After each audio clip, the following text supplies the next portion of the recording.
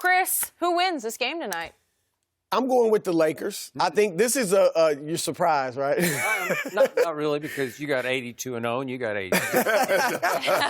Oh, wait, they lost their first game. I forgot that counted, right? 81-1. 81-1. This is good for them because it's going to be a good test. Because Utah, when they beat Utah, Mike Conley, who he seems to have found his stroke their last game, right? Yeah. So he wasn't himself. As the Clippers, did he find it? And Utah wasn't where they are now. Obviously, Charlotte and Memphis are two struggling teams. So this will be a good test to see where the Lakers are. And Dallas, I'm not trying to say they're awesome, but they do have those two guys, Luka Doncic, and who I think is going to be a future MVP candidate, and Kristaps Porzingis.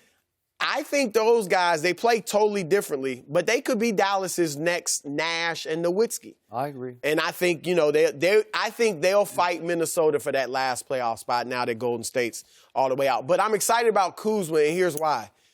With LeBron playing the point, we've all seen it. He's not as aggressive of a scorer when he's at the point. Nope. And I think that's by design, but that's the case. And so when he's at point, you saw it against the Clippers. It was like, hold on, if LeBron's not going to be aggressive trying to score, they need somebody else other than AD. And Danny Green stepped up, but we know he can't do that every night. So Kuzma being that second aggressive scorer to AD when LeBron's handling the ball at the point and getting guys involved, I think that's going to be big for them. I know Kuzma's been working on, creating his own shot, pick and roll, things like that. So if he plays well, then I think that's even going to open things up for Avery Bradley and Danny Green, because they're going to get a lot more open threes with those three on the floor. So this is big because, look, watching the Clippers last night, the Lakers have a lot of work to do if they're going to beat the Clippers, because the Clippers are legitimate, and they don't even have Paul George. So this is the first step to working these. Were they legitimate when Phoenix thumped them? When Book? You can't say nothing about the Clippers. You know that. You know that. Those boys are bad. I'm asking for a friend. I'm just saying. Phoenix gonna make the playoffs this year? No. But what? They weren't gonna go 82-0. You know that. Wait, I got a better question. What? Did the Clippers look legit when Anthony Davis got skunked in the fourth quarter of opening night against the Clippers? Yeah, we just feeling things out. We feeling things out. Okay. We feeling things out. We'll be okay. 0 on the fourth. 40-20. Okay. Look, I'm taking the purple and gold also. AD coming up. Surprise. Surprise. AD coming up that monster game. But I agree. LeBron has gone out of his way. And this is another reason why AD is putting up the numbers, because LeBron has gone out of his way to make him comfortable. Do you? I'll come along for a little. Because the other night, a couple of nights ago, he went to the half. I think he had 2 or 4 points. And he got those right before the half. Right before the half. Okay. And he's not being aggressive, but he's still averaging 9.5 assists a game. I believe he'll average double-digit assists. And his scoring will be somewhere around 23 to 25 points a game. But I agree. If he's not going to be that aggressive, Skip, and even if he's not that aggressive, they need a third scoring option. They need to be able to count on somebody that they know can give them 18 points a night. And Kuzma is the guy that can give them that. So you factor in AD going to be somewhere around 28, 29, 12, 13, 14 rebounds, 2.5 blocks. LeBron is going to be 23, probably 10, 6.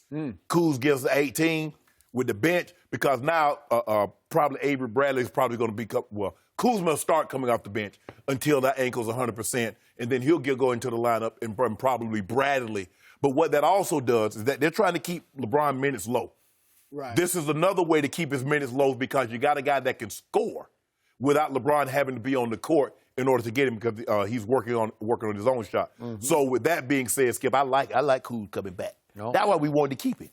Yeah. Wanted to keep it. That was a big keep, actually. Yeah. Huge. He's a big piece to this puzzle. Huge. Yeah.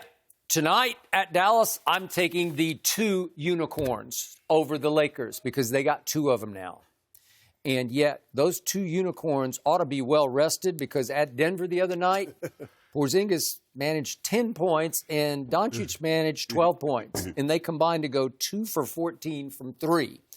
And yet, somehow Dallas won that game, because they had 9 players in double figures, which you don't see very often. No. All 5 bench players were in double figures. Nuggets been bull-jiving. Okay, that's probably They really part have. of this. And Mike Malone scalded them last night after the game, as he is wont to do. So maybe it was more about Denver than Dallas, but Dallas has to be feeling pretty good about itself that it won a game at the hardest place to win a game last year, right? They had the best home record in basketball.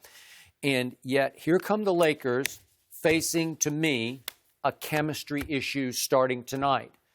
Kuzma is a force, and if you throw him into the equation, it's going to take some time to blend him because he doesn't blend very well. And that's no knock on him. That's actually a plus for him. He's not a blender. He is a shooter, man. I mean, he's got green light in his head. He's got the greenest light in basketball. And so he's going to get shots up. And yet you were talking about working on, freeing up himself, but he ought to be working on just catch and shoot. Because with LeBron, he's going to get a lot of catch and shoot three-point opportunities that he should be able to cash. But I think it's going to take a little while because they got a new thing going between LeBron and AD. And AD is leading this team so far in usage rate.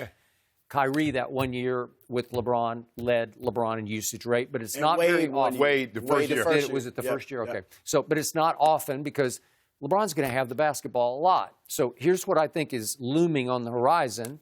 Listen, LeBron is still obviously a very good basketball player with quite a resume. And I think he still sees himself as a Mount Rushmore player. He is. And I'm just not sure he's going to go along for the ride with this team. Like at some point, he's going to say, wait a second, I don't want to be the third wheel on this team. He'll be the third wheel. Third wheel? Okay, well, I'm saying if Kuzma starts. No, he'll never. Okay, well, I'm saying if you start featuring Kyle Kuzma, who he can be the closer for this team. Trust me on that, because he's fearless. Skip. No, he does have the right mentality. Here's the thing, though. Tonight, Skip, I assume they're going to bring him off the bench. Yes, because he's only playing 20 minutes. And I think eventually he'll be the starter. But if that's the case, then does AD go to center? I would love to see AD play center, but he doesn't want to. No. But if you put Kuzma in that starting lineup, I would think that's how they go. I think he has to be the five, and he doesn't have to think of himself as the center. But when he go be played, he don't be like Tim Duncan. He doesn't, because here's the thing, though. He is like Tim Duncan a lot. He doesn't want to play Stifle Tower, Gobert. He doesn't want to have to go against the other big. Which I get that. Unless, like I said, in that situation where they moved him to the five late in the started the third late into the ball game, he'll play the five because normally teams are going to bring their bigs off the court. Now he has a decided advantage. But Skip, look, you talk about LeBron as a Mount Rushmore. No matter what happens, there's not a president that hasn't been born yet. No matter what he does, he can't erase the four original faces that's on Mount Rushmore. LeBron is a Mount Rushmore player. So it doesn't matter what anybody else does. Nothing. Kawhi, Kuzma, anybody else. LeBron is there. So his face is already chiseled? Yeah! Really? I didn't know. Where is this mountain exactly? You know. Is it in South Dakota? It's Jordan, LeBron, Magic. Really? Kareem. It's still LeBron's team. Are you doubting that? No, in fact, I'm with you on that. Okay. That's why all this talk about we're going to run the offense through Are they running it through? No, but just like Magic, they ran the offense through Kareem, and it was Magic's team at some point, right? Yeah. He would come down, just kick it into Kareem in the post for the sky hook. You know what? Everybody got involved in that. It was showtime. Yeah, well, and Kareem wasn't really involved in the showtime. That's the one difference. The difference is Magic would do his stuff on the break. Well, right. And LeBron's not doing it. LeBron wants to play slower. James Worthy would do his stuff on the break. Right. But that was the thing, though, Skip. The thing was that, yes, they got the ball out showtime. Because you think about showtime, you think about up and down. But they had Kareem because when they didn't get it out on the break and they had to go to the half court, where you wanted that cap? Bring it to me right over here. Okay, but guess what? LeBron is running right now. Slow time. They are the slowest team in the league. Am I right? Yeah. Their pace is LeBron likes to play slow. Well, his whole career. But AD, a lot of times the other night, AD was getting the ball and pushing. AD was like, I'm gone. And give him that work, too. I think AD give him that work, too. Yeah. MVP. At some point, wait a second. You're saying AD is the MVP over LeBron James? I told you. Huh? You see wait. You see what he's trying to do, Chris? You see? I'm not trying to. You said it. I've been saying That's it. your dream scenario that AD is the MVP. So you're saying LeBron James is going to take a back seat to Anthony Davis? I said AD would be the regular season, Bron be finals. Oh, so that's how you're trying to disqualify it. Ain't no trying to disqualify, but I've been saying that. I do think, Skip, you have a point in that at some point LeBron's going to be more aggressive offensively. I don't think it's going to be because it's nature. I don't think it's going to be because AD's getting too much shine or people thinking he's the man. I think he's looking at these guys. AD, let's establish in your mind it's your team. So offensively, I know I can count on you. And the other guys, I think he's trying to get their confidence up. So later in the season and playoffs, I know I can count on Avery Bradley and Danny Green and so on and so forth. Because he knows he can get his at any time. LeBron had a layup right at the basket. Say, nah, take this three, Avery. Right at the basket. That's the kind of guy that he is. Unselfish. That's how you get triple doubles. There you go. You see? Okay, prediction. Okay. You heard it here first. You are going to hear some quiet jealousy and resentment about Kyle Kuzma because he's going to come in and blow up this chemistry they have so far. He's going to shoot the basketball. And maybe to a fault he will shoot it to where LeBron's going to be whispering to some reporters, hey, I don't know. We're not getting the ball enough because as soon as he touches the ball, what have we seen from Kyle Kuzma? Oh, it's going to go up. It's going up. It's going to go up. But we always have. But that was the thing that hurt him last year. As soon as they get a little lineup, somebody get hurt, and you got another lineup. Because eventually, Rondo's got to come back. Then what? Right. And LeBron wanted Kuzma to stay, Skip. Yeah. You know that. No, I totally He was agree. the guy. It was a big. Right. Yeah. It's the X factor. That's But a reminder. Brandon Ingram is playing good ball now. He is. And by the way, Not winning, but he's doing listen, well. Brandon Ingram's got green light in his head too because he just shoots it every time. Go. But I think it's odd this is the first technically game outside of LA for the Lakers. Ah. Their schedule has been. Oh, that's right. LeBron did the early It was, schedule. What?